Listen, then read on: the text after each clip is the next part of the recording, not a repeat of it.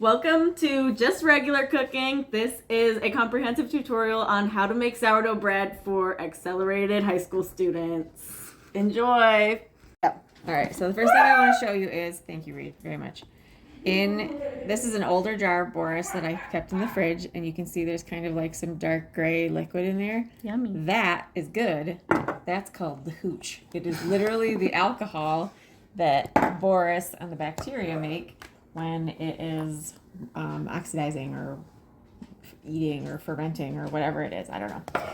So we're gonna feed Boris. Well, the way that I feed it is a 1 to 3 to 3 ratio. So 1 part Boris, 3 parts water, 3 parts flour to feed it. We're gonna make enough so that we can share with our friends. So I'm gonna start with 75 grams of cold Boris that has deflated from the fridge. It's been in the fridge for a while. Into a jar or into a glass dish here, and I've got it on a food scale so that we get exactly the right measurements. And I said what, 75? Yes. So let's see, how good is mommy at measuring? Ooh. And one, like, oh, almost went too far. 1 teaspoon is about 5 grams. Ooh, dripping all over the edges. Okay, so 75 grams. This is like chemistry where we get the exact numbers, guys. Okay, so what's 75 times 3, guys? 225? 225. Yes! All right, so then I'm going to do 225 water. I don't know if this is going to be enough. Let's see. Water temperature here doesn't matter. Oh, so gross. Yes. And then I feed it with dark rye flour and also just bread flour. So remember to re-tare your scale. And I don't really measure how much rye flour versus regular flour. I just put a little bit of rye flour in there because Boris loves it. And he also loves whole wheat flour as well. So if you don't have rye flour, don't worry about it. And you can also just feed him with all-purpose flour. So I'll probably do, let's say 25 grams, 26 grams. And then the rest will be, what do we need to get to? 225? Yes.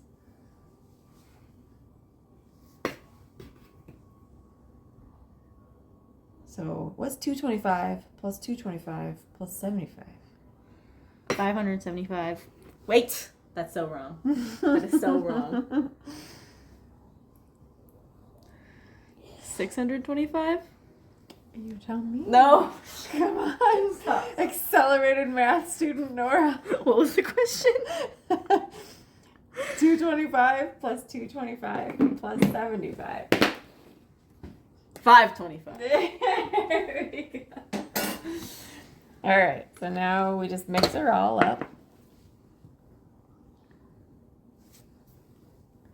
And it's going to be kind of like a pasty, blobby mess. Be sure to use a bowl that's big enough. I have definitely gotten it all over the counter in the past. And then I'm probably going to split this up into 2 different jars because you need room for the starter to rise in the jar. And if you fill it up too full, it will just rise over the top and spill all over the counter. And I have absolutely had that happen. And it is no bueno. No bueno.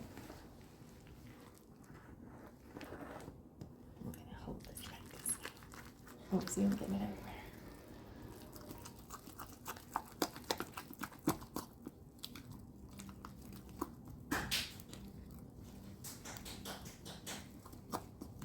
And that's what it'll look like when it's fed, Yum. but not risen. And then tomorrow morning, you'll see what it looks like when it rises. Hooray! 1 loaf needs 150 grams of starter. So what I usually do is like 350 in a jar.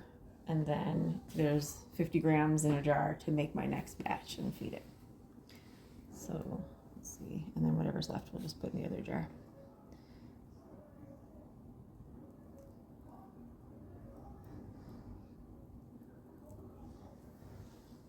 And I'm just trying not to get it on the edges here.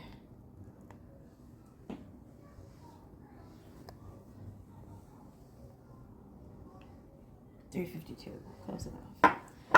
Nora, would you like to? And then you don't screw it all the way tight. You just put the lid on. You'll let that sit on the counter overnight. Nora, you want to put the rubber band on it? So the rubber band, you'll put that at the height that Boris is right now. And that will help you understand how far he has risen overnight. And when it's about doubled in size is when he's ready to cook with. Or at least ready to start the process of making a loaf of bread.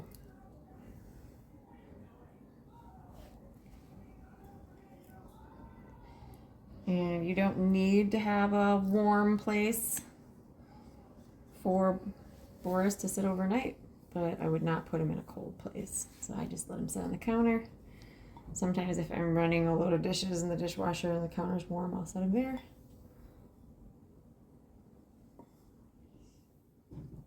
And that's pretty much it.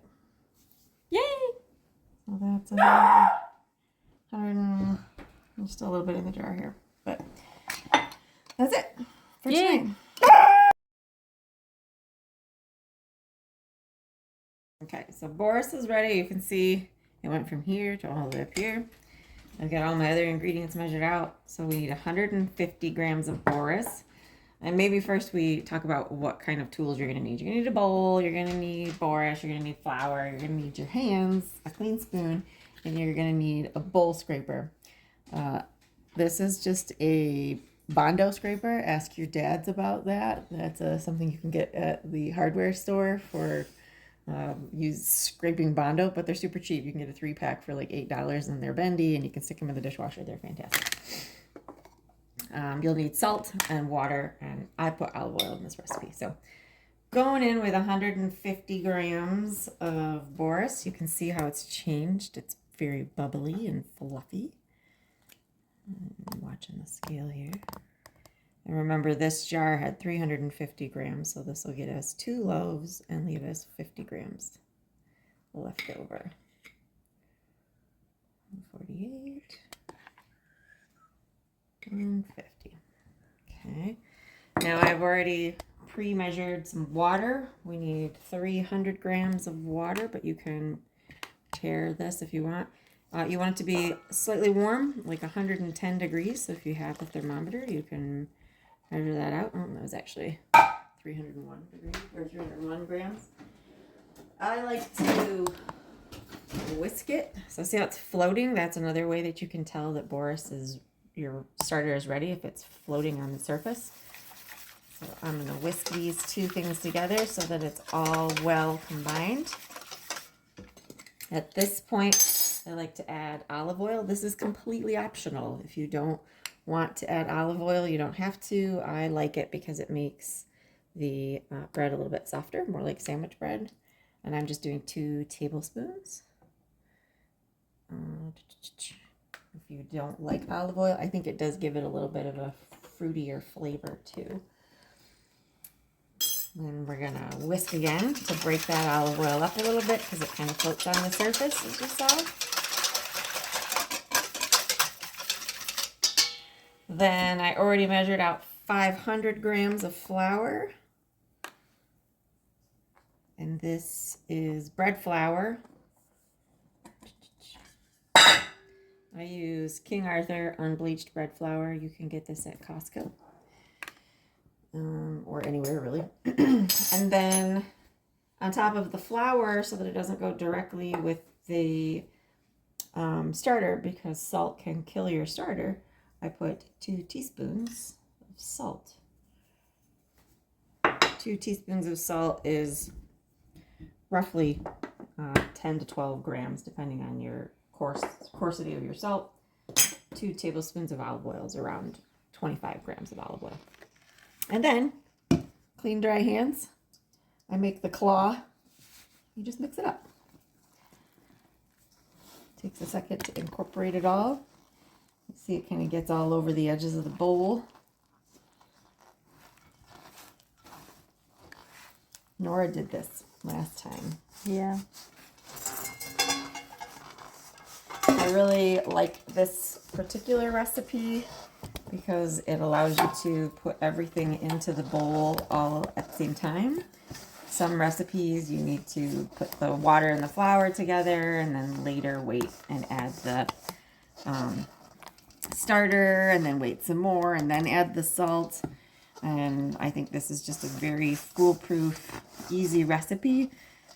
It's an adaptation of Clever Carrot recipe. We can send you the link to that so that you have it as well.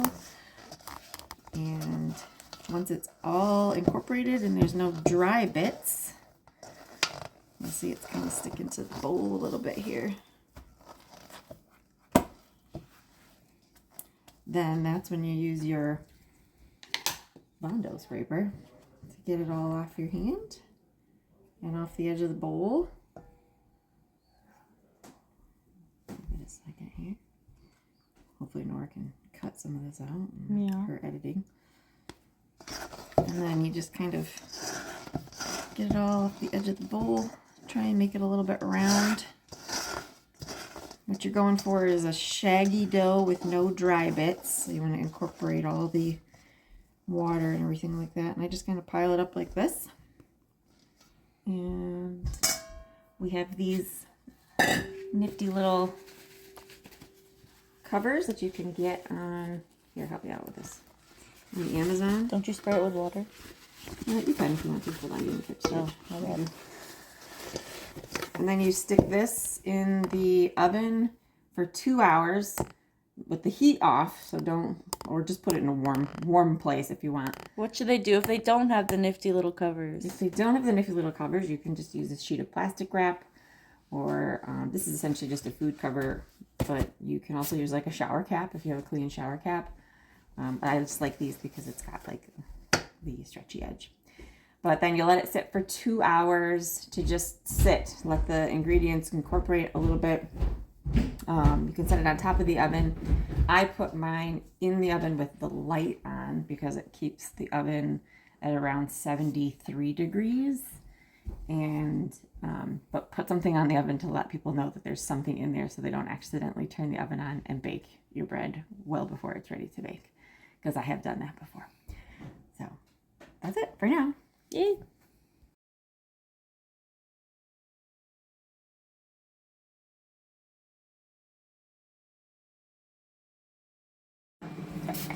So now we're going to move it into these square dishes because it makes it easier to stretch and fold, which is what we're going to do next, the stretching and the folding. So this is after it's sat for 2 hours. You can see it's much stretchier than it was before. It was just kind of falling apart. This is a no-knead bread. You do have to mix the ingredients.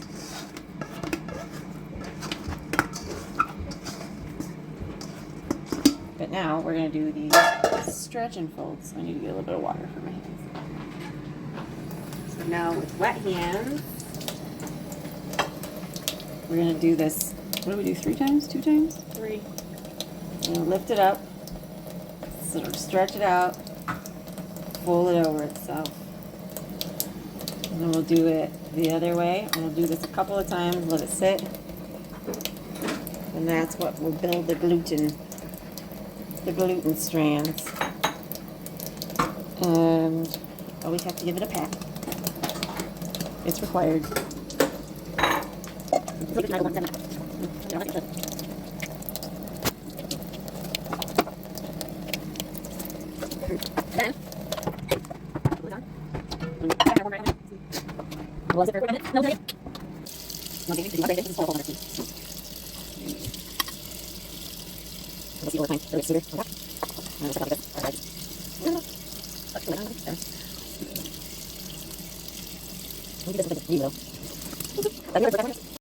So it's time for our third and final stretch and fold, and I'm gonna do it because my mom just went to Home Depot And I'm going to do my amateur way of doing it because I can't really, like, I don't know, stuff. So, I'm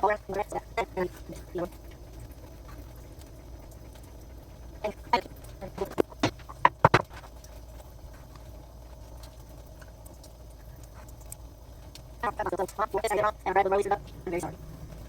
But now it will go back into the oven with the light on and sit for 2 hours.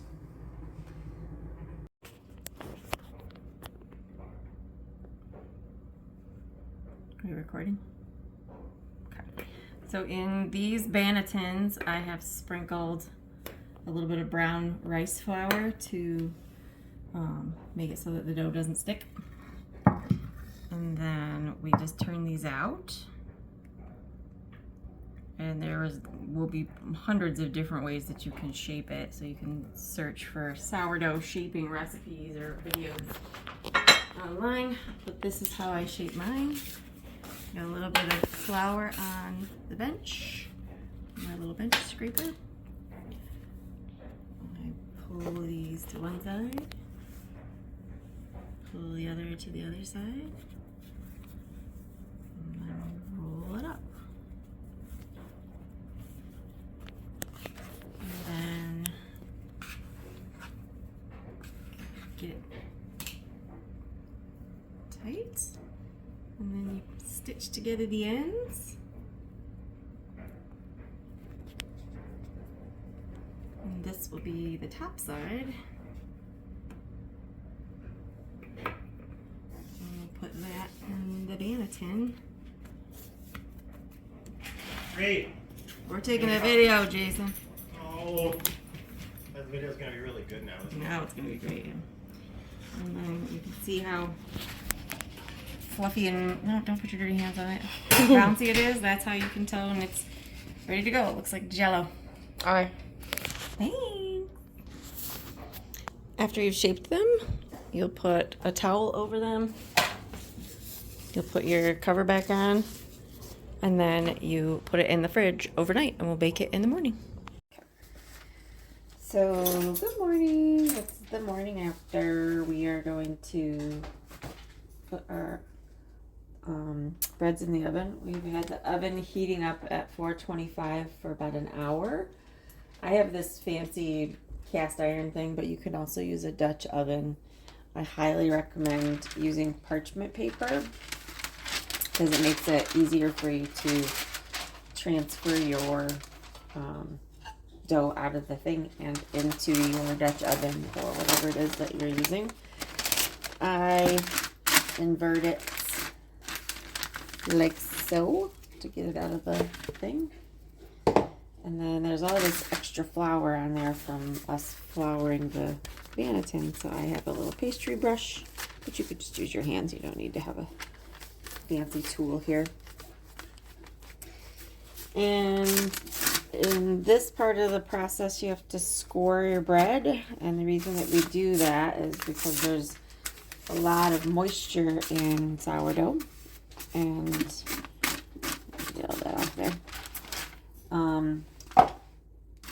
If you don't, it will like explode. So you give it a fancy score and then it peels open and you get what is called the ear of the sourdough. So it's kind of trademark. So I have this fancy lame, but you could just use a sharp knife, or you could put a razor blade on a chopstick or something like that. And you just give it a slash, kind of like that. And make it a little bit longer if you want. And that will, as the dough rises, it'll peel open. I like to add a little design. Oh, I kind of messed that up. See what that looks like. To make it look like a little wheat berry. Fancy. And then, because you have this parchment paper, slide that right onto your very hot dish thing. Then you're going to spray the top of your dough with water. Fancy little spray bottle here. I forget why this is important. I think it's mostly to create steam. I also put a couple of ice cubes